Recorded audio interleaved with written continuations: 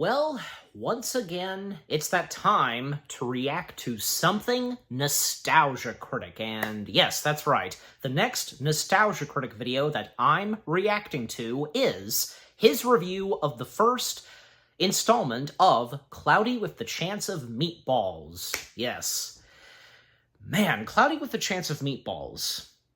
That was something. It really was. Jeez, like, the memories I have when this movie was coming out, geez, because I remember seeing the promos, advertisements, the trailers, especially on Nickelodeon. You know, the fact that on Nickelodeon they were, advertising and, promoting, because, Miranda Cosgrove singing an original song for Cloudy with the Chance of Meatballs, and I remember seeing the music video and so on, yeah. And eventually, yeah, I did get around to watching Cloudy with the Chance of Meatballs. I remember watching some of it on TV, I think, yeah, prominently on Cartoon Network, but later on, and when I did watch the movie fully, and even when I did my review on it, if anybody wants to go check out my review on the first Cloudy with the Chance of Meatballs films, yeah, I seem to recall that, yeah, I thought it was pretty good, just, yeah. It may not be really one of the best, top animated films, but there's nothing bad about it. And I don't know, by this point, and yeah, because, when Doug, aka the Nostalgia Critic, got around to reviewing this, well, yeah, because by that point, the character of the Nostalgia Critic being more softened and such towards movies, yeah. Doug incorporating more of himself into the character, you know what I mean? Not shouty or negative as he was before, so yeah. Don't we all miss that part of the Nostalgia Critic? Probably, but I think as of now, and the evolution of the Nostalgia Critic series, I think where the Nostalgia Critic is up at, and, he's more softened and more, positive and honest, yeah, that's not that bad. So yeah, like I said, hopefully he might have some positive things to say. And I seem to forget, this comes straight from Sony Pictures, Sony Animation, right? Yeah. So, yeah, I don't know, because, the biggest franchises for them, obviously, is this, Open Season, Hotel Transylvania, and most prominently, the Spider-Verse. Yeah, so. Alright, but anyways, so with that being said, let us dive in and see what Doug, aka the Nostalgia Critic, has to say on his review of the first Cloudy with the Chance of Meatballs movie. Okay, everything's good, yeah. Also, I have a refreshment with me. Yeah, so, I could have, because before I started recording, I was thinking, do I want a refreshment? Yeah, I might as well, so yeah, so now I am. Alright, so here we go. Beginning in 3, 2, 1, let's go. This episode brought to you by Stamps.com. Why go to the store to get stamps when you can have them printed right at home for your convenience? Also brought to you by Shady Rays. Fit, style, and performance sunglasses without the big brand price.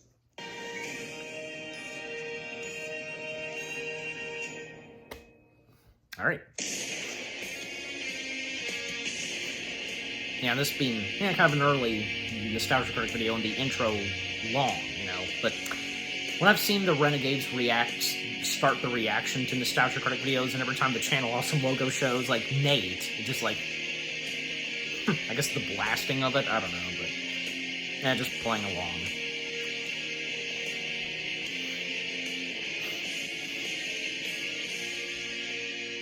Here we go. Hello, I'm the Nostalgia Critic guy, remember it? So you don't have to. So for years I've had a chance to look over Cloudy with a Chance of Meatballs, but I never did. And I'll be honest, my reason is kind of stupid. I really like the book. Oh. I didn't quite realize that. It was based off of the book.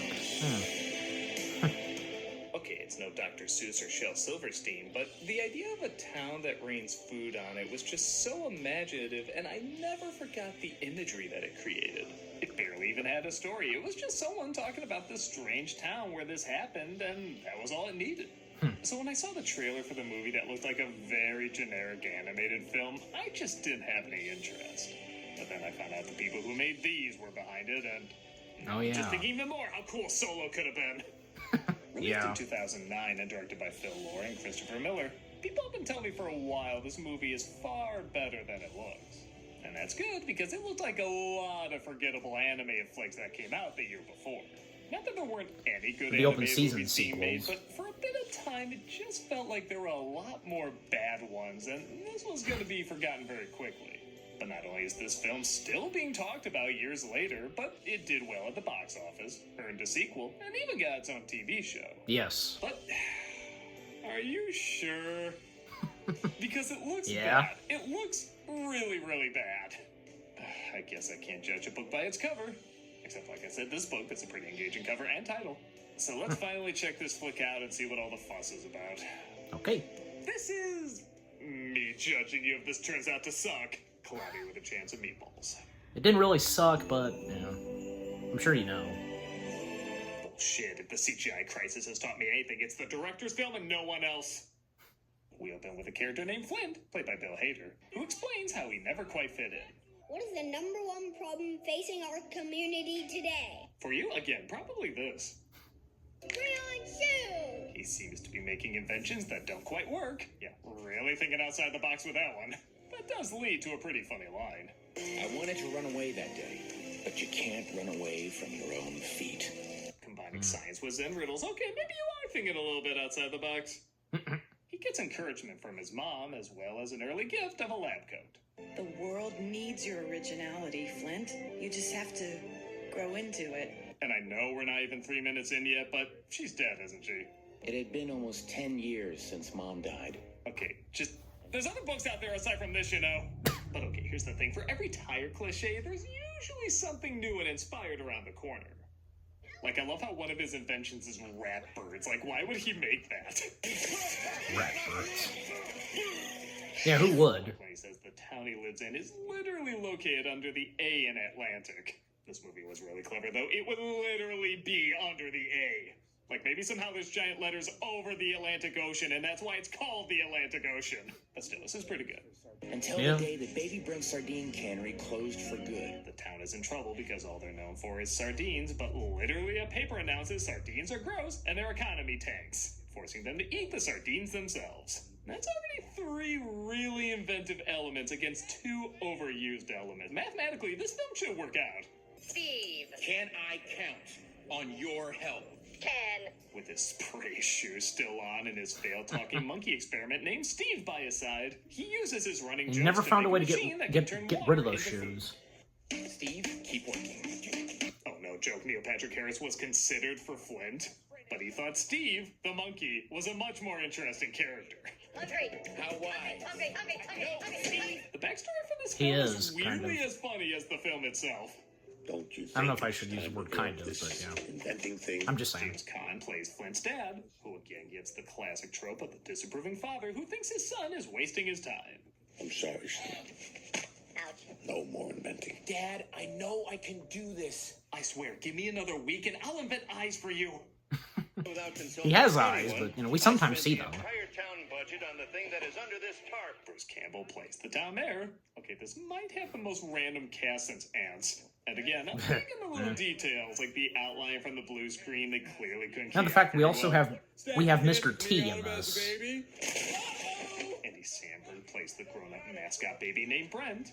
What is up, everybody? He's about as hit and miss as his other voiceovers. The one actor who literally just has to show up to get my approval is Mr. T as the cop. Yes. You know what you are, Flint Lockwood? A shenaniganizer.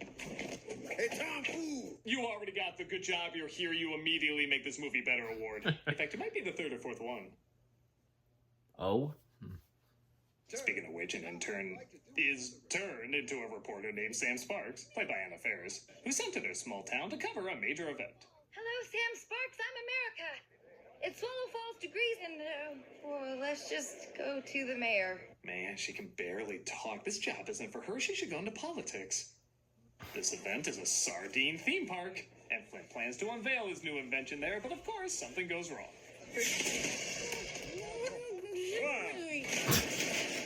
Sardine land is destroyed, and everybody Wilhelm hates her, scream. even his Swedish chef father. Sam isn't having much luck either, as her career is ruined because of him. Though, I don't know. When theme park blows up, be a pretty big story. So if you get the camera stuck, you unstuck it, keep covering it. And there's the cloud. This machine does work, though. Sorta. It turns the storm clouds into rainbow-colored food clouds. I will admit one major advantage this does have over the illustrations is the color. I honestly didn't know pink elephant clouds farting Big Macs could look so pretty. Pink elephants. Oh shit, the sliders, back to square one! Sam does get the idea to turn the camera back on and report on the amazing discovery. You may have seen a meteor shower, but you've never seen a shower meteor than this. This is surprisingly clever dad joke news reporting. Flint becomes an instant celebrity, but his dad is against him getting food for the town. Little odd, honestly. Cheeseburgers. Yeah, from kind of the is. sky, that's not natural. I guess he's afraid he's gonna fail and make things worse, but seriously, there's no outside help in this world? In fact, Jesus, did he build all of this on his own? This town's worried about tourism. He could sell tickets to his lab. This looks like an Epcot attraction. So, not a lot of tickets, but enough. It's called the Yeah, it kind of does. diatonic super mutating dynamic food replicator. I always feel bad picking on the humor of a kids movie because Like, maybe it's something a kids movie, but you've some seen of in these jokes Inventions. do go a little Thor: Love and Thunder for me. The Flintstones. You had to mention Love and Thunder. I'm now known as Axel. Astrid. Axel. Astrid. I said Axel. Astrid. Come on. They programmed That's them not to that find a bad. sky and Thor see having... they sing the song. Don't we all have trouble mispronouncing Really, names? eggs and bacon fall. Sunshine, lollipops, and rainbows. The town starts to turn around, becoming a destination hotspot. And I kind of love the fatter the mayor gets, the more he sounds like Bruce Campbell's impression of Elvis. A pizza stuffed inside a turkey, the whole thing deep fried and dipped in I wonder if chocolate. Campbell did that intentionally. Oh, Mr. President. Mr. T. Cop puts in a request for his son's birthday, and sure enough, it snows ice cream. The cop thanks him in ironic gestures. I love you, son. I know, Dad. You tell me every day. It's not like you're the father of a scientist or anything. No on the nose, son. Like if the film this, I can't always predict where it's going. They ask him to have a snowball fight, seeing how he's never had one before, and then suddenly the camera work goes children and men because of how intense they randomly make it. And he's having the time of his life. No, really, if that shootout in Stranger Things 4 was ice cream, it'd be this. He finally gets the nerve to ask Sam out on a date, and he makes her a giant gelatin mold. Yeah. I'm allergic to Jell-O, but as long as it doesn't fill the air, which it is. Flint? Join me. It's interesting. Not only does this movie have a similar design to Hotel Transylvania, I guess it is the same company that made it, but it's also not afraid to be silly like it, too.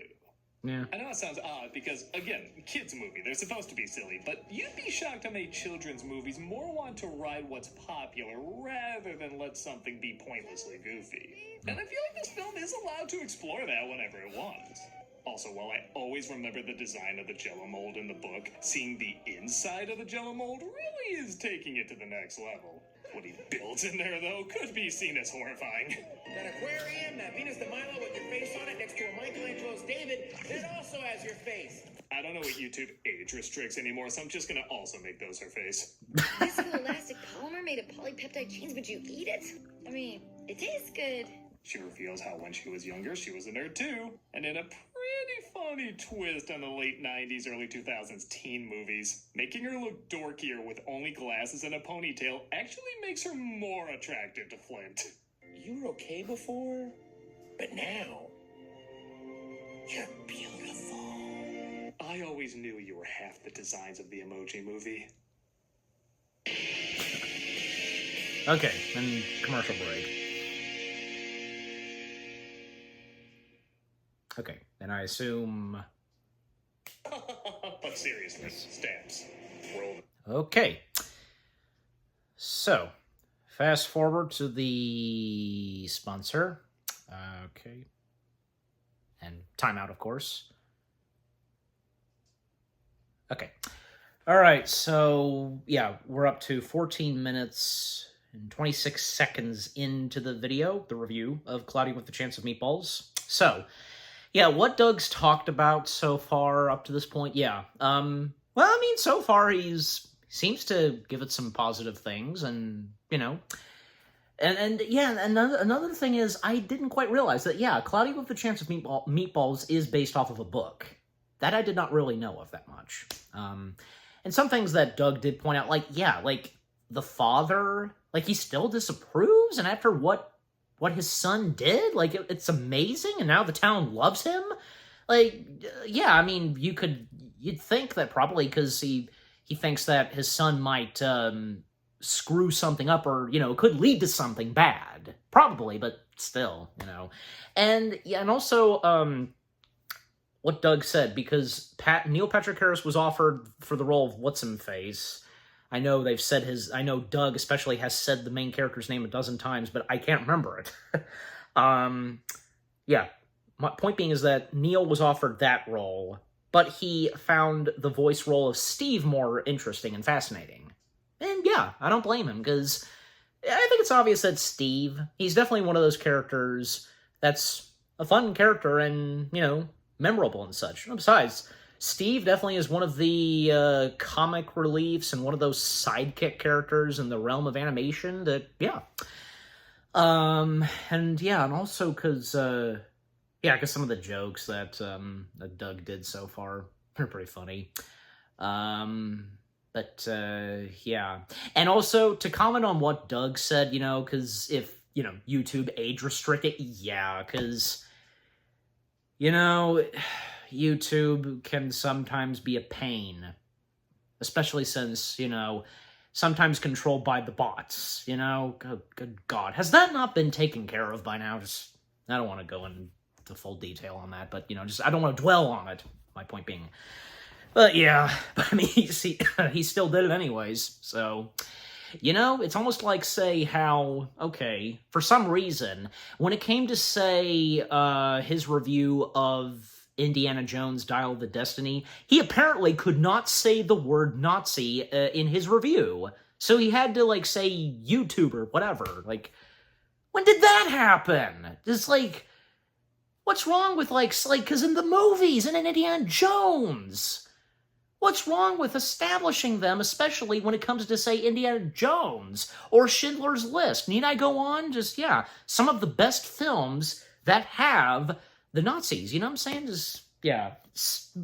Overall, it's baffling. It really is, you know, with what YouTube does sometimes, like, jeez, you know. It's like, what? They now can't tell the difference on what's real and what's, you know, just, yeah, anyways. Is there anything else to say about Cloudy with a Chance of Meatballs and with what he's had to say? Well, yeah, I mean, because I kind of almost forgot, like, whom are the voice cast is, you know, for this. Like, Bruce Campbell especially. I actually almost completely forgot that Campbell was one of the voice cast members of Cloudy with a Chance of Meatballs, and with what Doug said, like, when the mayor that Bruce Campbell voices, the mayor gets fat, and the way he talks, like, it's like Bruce Campbell, like, the voice he gave for Elvis. Maybe, and as I said, maybe he did that intentionally. Maybe, I don't know, but, you know, if it sounds like Bruce Campbell's Elvis, then okay. So, yeah. But of course, I have never forgotten, obviously, how can you not, that, like, you know, say Mr. T being a part of this? Yeah. Well, definitely Mr. T. How can you not love Mr. T? And surely because, you know, with what he brought to that cop character was enjoyable, because he's Mr. T. We all love Mr. T. And I'm pretty sure, yeah, because a little bit of Mr. T, like, you know, doing one of his famous quotes, you know, up pity the fool, like the word fool in there somewhere. Yeah, so, of course. Something Mr. T-ish has to be in there from Mr. T himself. And by the way, because a quick mention on Cloudy with a Chance of Meatballs 2. Now, how did you guys feel about the sequel? I mean, I remember when it came out. I think, yeah, I think I did watch it at one point. But it's been a while. But what I was going to say was that, yeah, unfortunately, Mr. T did not come back to reprise the voice role of the cop, and instead it was Terry Crews. Now, nothing against Terry Crews. I mean, besides, you know, Terry Crews, you know, being pretty good and doing something family-friendly and such, and, you know, especially doing voice acting. And, you know, because I read this, and if you know this too, that the animation on the cop character, I know the cop character has a name, but I can't remember either, okay? Bear with me. Point being, the animation to that character in the sequel, now being voiced by Terry Crews, mimicking, like, the movements or something of Terry Crews, while in the first one, he was animated and such after, like, say, Mr. T, like, you know what I'm saying? Just, yeah. I wonder why Mr. T didn't come back for the sequel. I'm sure there's a reason, like, I would think, probably, it's not like he flat out didn't want to come back for the sequel, maybe due to scheduling conflicts, I don't know, but I'd like to think something positive, like, maybe Mr. T just wasn't able to come back for the sequel, I don't know, but you know, overall, I mean, sadly, the sequel didn't do that good, you know? I don't know, like, did it really suck that hard? You see, I'm gonna have to go back and look, but yeah, so... Yeah, I mean, just overall, not one of Sony Animation, not one of their best sequels, animated sequels that they've done. And that also especially goes for the open season sequels. Yeah, you know, maybe number 2, I don't know, did open season 2 did okay, kind of? Well, I think overall, but maybe just one open season sequel would have turned out okay, and maybe you should have just left it at that, like, yeah, probably. Well, and you know, because, like, nothing wrong with the Hotel Transylvania sequels. I know the same goes for Doug. He doesn't get it, and neither do I. You know, why? The Hotel Transylvania films, especially that goes for the sequels, mainly the first two, why they were bashed and such. Yeah.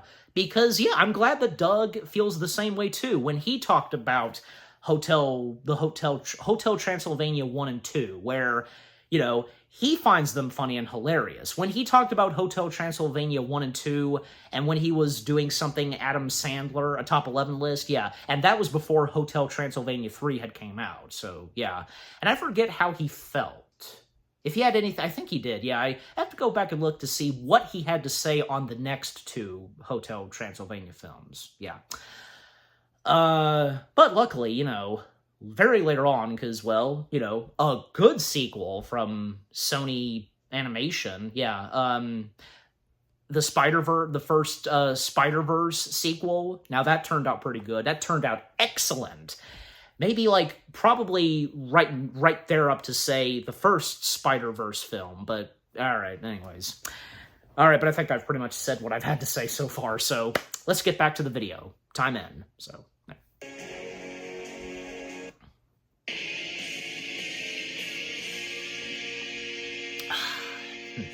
Sees his son has really become popular, yet he still can't seem to give him any kind words. Son, look around.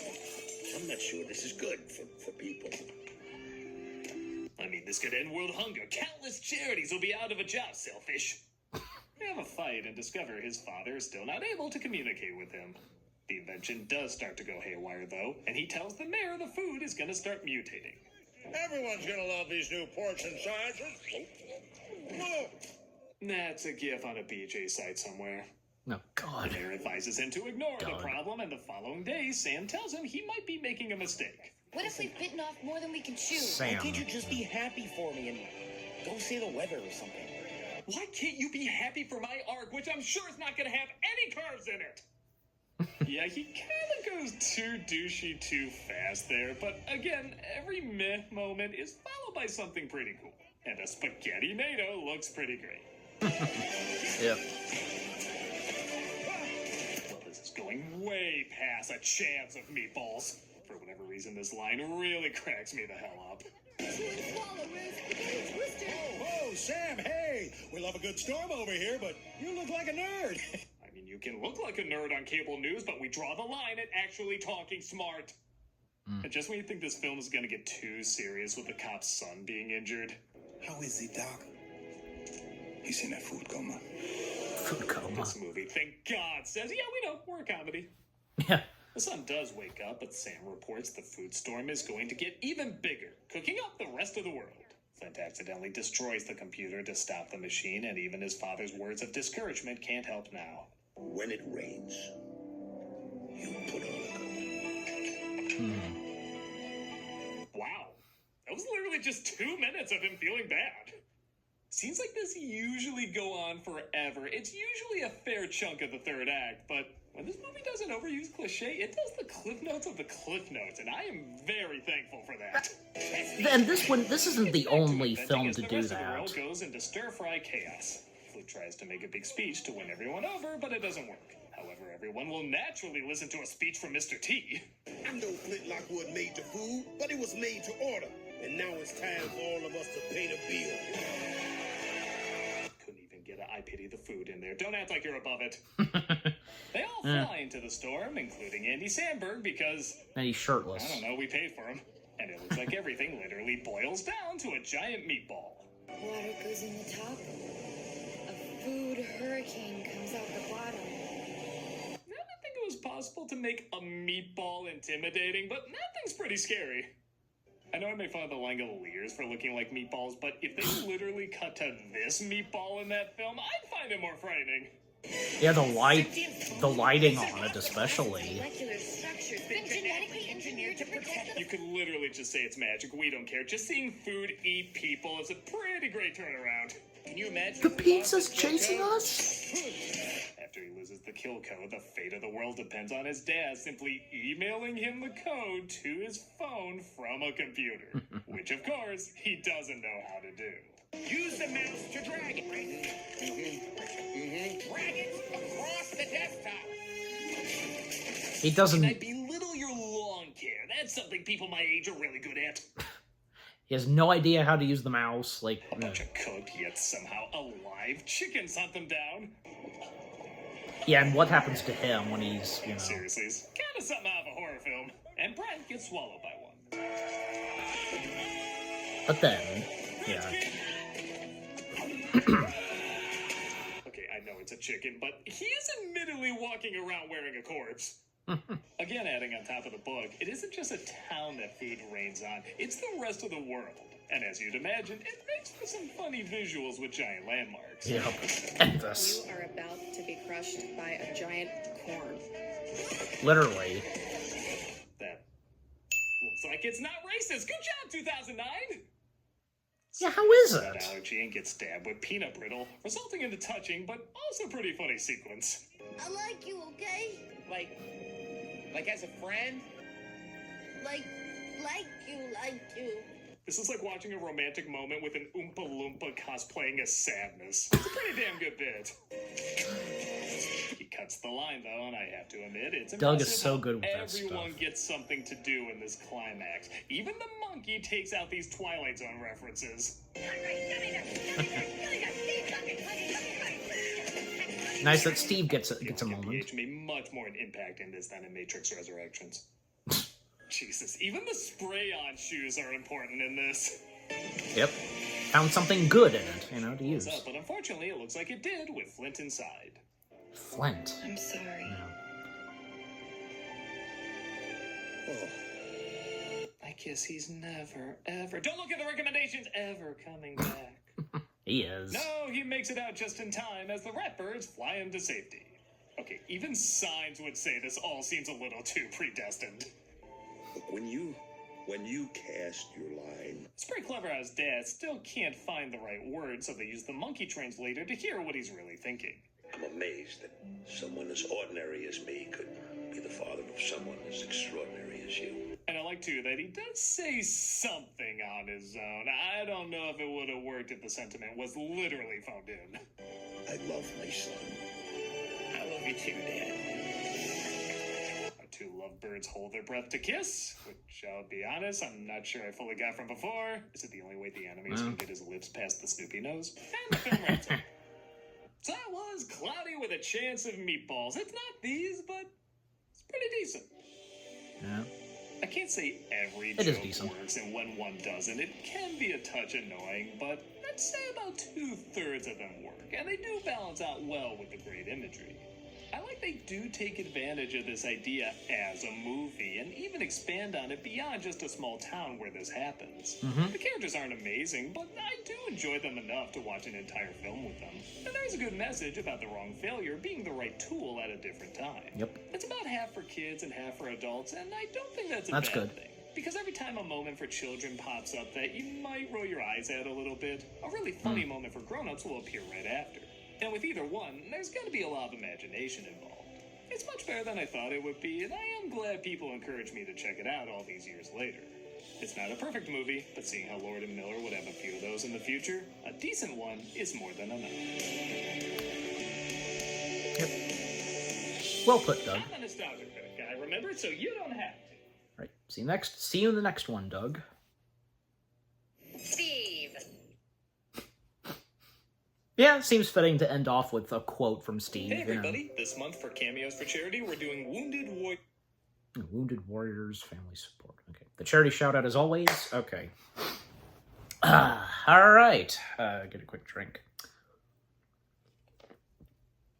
Alright. So, that was the Nostalgia Critics review of Cloudy with the Chance of Meatballs, the first one. And yeah, because, let me check something.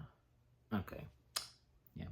It'll be interesting to see, like, what he would have to say about, the sequel. So, yeah. Did I not already do a reaction? Because, his review of the Hotel Transylvania films, did I do a reaction? I'll have to go back and look. But, yeah. If not, then... But yeah, I mean, I'll see, and while I'm editing this and when I check, just yeah, you'll know. But and I think you know by now. But all right. Anyways, so yeah, so what all Doug had to say about Cloudy with the Chance of Meatballs, what he had to say about it. Yeah, it's great to see that as he reviewed this movie and up to the end, he finds this decent. And yeah, that's another word I'm looking for, because yeah, like as I said earlier. The first Cloudy with the Chance of the Meatballs movie wasn't, like, not the best animated film, but still, it wasn't a disappointment. It didn't turn out to be a disaster or anything like that. It turned out to be decent. And, yeah, because the fact that this came straight from the two guys who would go on to do a lot of other great films, and especially in the realm of animation. They did the Lego Movie, and they did Spider-Man Into the Spider-Verse, etc. And yeah, it should have occurred to me, because yeah, probably would have brought up, say, Solo. I mean, technically, they still got involved in the movie, but yeah, unfortunately, they didn't get to helm the picture. And nothing against Ron Howard, because surely, because you'd think that yeah, because Ron Howard. Well, he was a not bad choice to take the director's chair on something Star Wars. You'd figure that probably, yeah, Ron Howard would do pretty good at directing a Star Wars picture. And I think he did. I mean, but at the same time, Solo didn't, obviously, yeah, it didn't turn out quite exactly as what they had in mind. Probably. But, still. No hard feelings on Ron Howard. He tried his best. The cast did, and, in my opinion, I thought Solo was not that bad. Sure, it may not be the best, one of the top best Star Wars movies, not even close to, say, another Star Wars movie that's a Star Wars story, and that being Rogue One. Yeah, not even near up to say, how great Rogue One is, Yeah. But anyways, overall, Solo... It's not god-awful, in my opinion, at least, but yeah. And maybe you guys would think so, too. But, back on Cloudy with a Chance of Meatballs, because, yeah. Well, again, like Doug said, it's decent, and what the film delivers, and the details that Doug brought up, especially his final thoughts and results, the funny moments here and there, and some pretty cool stuff that happens in this movie. But at the same time, yeah, a few things he did point out that, yeah, some of them, like, yeah, I mean, I'm with him on, like, a little bit of, say, Flint's dad, but, no hard feelings on Flint's dad, and as the movie proceeds. And I will say this, because, yeah, up to that point, when Flint feels so bad of what he's done, he's sad, and up to when his dad comes up, and it only, apparently, yeah, because according to Doug, it only lasted 2 minutes. Well, and as I pointed out, and I'll go into full detail now, I'm pretty sure, yeah, because I know for a fact that Cloudy with the Chance of Meatballs is not the only film. And yeah, an animated film to do that, where, you know, in some animated films, we would come to a certain point and up to the third act where we have a sad moment, you know, everybody's down and so on. And eventually when, things would start to, things would start to get back up on their feet, and you know what I'm saying? Just, yeah. There are some other films right next to Cloudy with a Chance of Meatballs where, you know, sometimes it wouldn't last that long. That's good to see. Yeah, but anyways. Yeah, and is there anything else to point out? Well, I don't know, I mean, because I think that's pretty much all I've got to say. And overall, with what Doug had to say about Cloudy with the Chance of Meatballs, the first one, pretty good. I'm glad to see that up to the end of his review, he views the first one decent. Yeah. Well, and obviously, he is aware that the sequel, But anyways, just overall, Doug Walker, aka the Nostalgia Critic, his review on the first Cloudy with the Chance of Meatballs movie, pretty good. That was pretty good. And again, I'm glad to see he found it decent. Yeah. Okay, so what about you guys? What did you think of the Nostalgia Critic's review of the first Cloudy with a Chance of Meatballs itself? I think, I've been saying this a lot. Cloudy with the, but there's no the. It's Cloudy with a Chance. I guess because I'm saying the title fast, bear with me. Anyways, what did you think of his review of the film itself, the first one? Any of you, like and enjoy the first Cloudy with a Chance of Meatballs movie? What are your fondest memories of watching it? And I'm sure for a lot of you, like me, seeing those TV spots, commercials, advertisements, promos for it, and when, it's raining sunshine, sung by Miranda Cosgrove, that happened, and any of you that got to experience this in theaters, which I didn't mention this until now, I didn't get a chance to see it in theaters, but like I said, when I would later see it on TV, watch it on Netflix, etc., and what are some of your favorite moments? The characters, I'm pretty sure for a lot of you, you'd favor Steve.